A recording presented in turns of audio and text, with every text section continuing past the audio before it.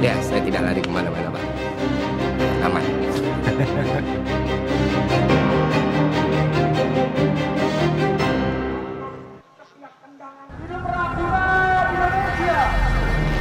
Ruang digital lagi-lagi jadi sorotan dalam penyampaian kritik.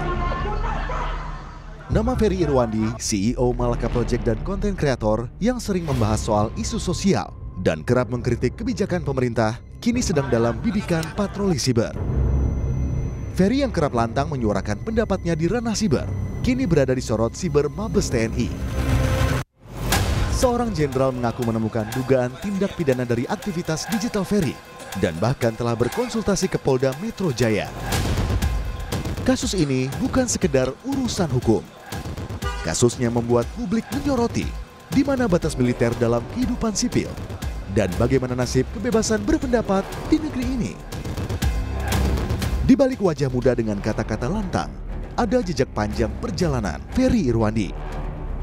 Ferry pernah menjadi pegawai di Kementerian Keuangan sebelum akhirnya memilih mundur dan menempuh jalan berbeda. Jalan sebagai aktivis digital. Oktober 2023, ia mendirikan Malaka Project, sebuah ruang kreatif, edukatif, dan budaya yang menggandeng tokoh populer untuk menyalakan api kritis generasi muda. Tapi api itu kini justru dikepung badai.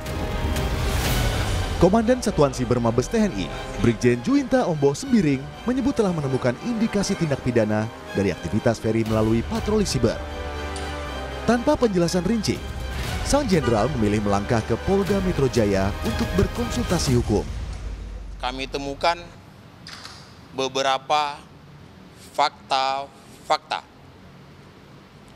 dugaan tindak pidana yang dilakukan oleh saudara Ferry Irwandi.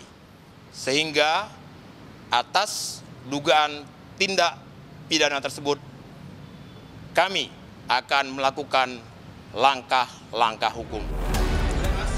Tak hanya satu jenderal, namun ada 4 jenderal TNI yang disebut turun tangan karena menilai ada indikasi tindak pidana yang dilakukan Ferry. Namun bentuk dugaan pidana yang dimaksud belum dijabarkan secara gamblang. Konsultasi disebut-sebut sebagai langkah TNI agar tidak salah arah dalam memproses sesuai aturan hukum yang berlaku jika benar ada pelanggaran. Namun, langkah itu menimbulkan tanda tanya besar. Apa sesungguhnya kesalahan Ferry? Apakah ujaran kebencian, fitnah, atau sekedar kritik yang dianggap mengganggu? Tidak tinggal diam, Ferry lewat akun media sosialnya akan menghadapinya dan bilang dirinya tak lari kemana-mana. Dan saya harus konfirmasi pesan atau apapun nggak pernah sampai ke saya. Jadi itu aja sih. Dan kalau misalnya tindakan ini dianggap bikin saya takut, khawatir, cemas, tidak Pak. Saya akan jalani, saya nggak akan play victim, rengek-rengek, tidak. Gitu. Kalau memang mau diproses hukum ya, ini kan negara hukum, kita jalani bersama gitu. Ya, saya tidak lari kemana-mana Pak. Langkah TNI membidik Ferry Irwandi memantik gelombang kritik. Aktivis HAM Usman Hamid menyebut, tindakan TNI ini sudah di luar tugas pokoknya sebagai penjaga keamanan negara. Mengenai ancaman siber yang diselidiki TNI, seharusnya menurut Usman adalah ancaman terhadap pertahanan negara. Sehingga ia menilai tindakan TNI melaporkan Ferry adalah bentuk ancaman kebebasan berekspresi. Saya kira tindakan itu adalah tindakan yang tidak sepatutnya dilakukan karena berada di luar tugas pokok dan fungsi dari TNI. TNI itu adalah alat negara untuk melaksanakan kebijakan di bidang pertahanan. Bukan urusan keamanan dalam negeri, bukan urusan tindak pidana seperti yang mau diarahkan pada Ferry Irwandi. Kalaupun kita mau berbicara tentang ancaman cyber, seperti yang dimaksud oleh Komandan Satgas Cyber Mabes TNI, maka ancaman cyber yang dimaksud adalah ancaman cyber pertahanan atau cyber defense, bukan ancaman cyber segala ancaman.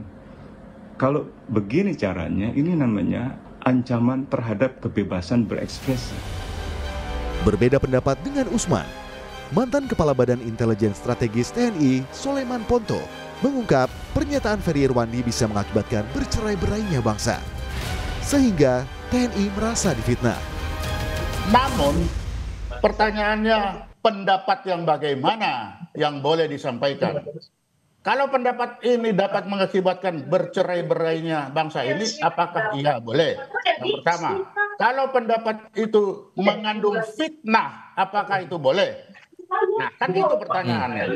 Nah, TNI sekarang ini yang dia sampaikan itu karena merasa difitnah. Dengan apa? Mahkamah Konstitusi dalam putusannya menyatakan institusi negara termasuk TNI bukan subjek hukum yang bisa melaporkan pencemaran nama baik. Wakil Direktur Siber Polda Metro Jaya AKBP Fian Yunus menjelaskan dugaan tindak pidana yang dikonsultasikan pihak TNI adalah dugaan pencemaran nama baik terhadap institusi yang dilakukan Ferry Irwandi. Putusan MK kan institusi kan nggak bisa melaporkan, harus pribadi kalau pencemaran nama baik. Kan itu maksudnya kalau tidak pidana yang Ferry Irwandi, pencemaran nama baik, ya. Terhadap institusi atau terhadap seorang institusi? Apakah militer akan membatasi diri atau justru makin jauh memasuki ruang sipil antara kuasa dan suara? Siapa yang lebih unggul untuk menciptakan demokrasi yang hidup? Tim Liputan, Kompas TV.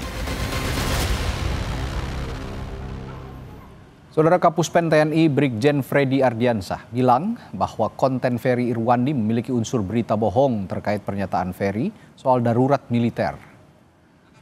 Kapuspen TNI bilang bahwa apa yang disampaikan oleh Ferry Irwandi soal darurat militer itu sangat menyesatkan.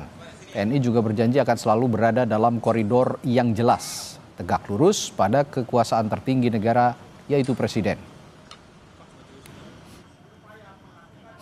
Wah, itu salah besar itu kalau dikait-kaitkan sama darurat militer itu. Makanya itu kemarin Dansat Cyber juga menyampaikan secara gamblang dan jelas ya bahwa ada unsur-unsur penyebaran berita bohong di situ. Ya, udah disanggah berulang kali baik itu oleh Wapang TNI, Wakil Panglima TNI maupun oleh Menhan sendiri ya terkait itu. Jadi tidak mungkin kita melaksanakan hal-hal yang seperti yang disampaikan itu dan meresahkan masyarakat ya adanya darurat militer itu sangat-sangat menyesatkan saya kira ya.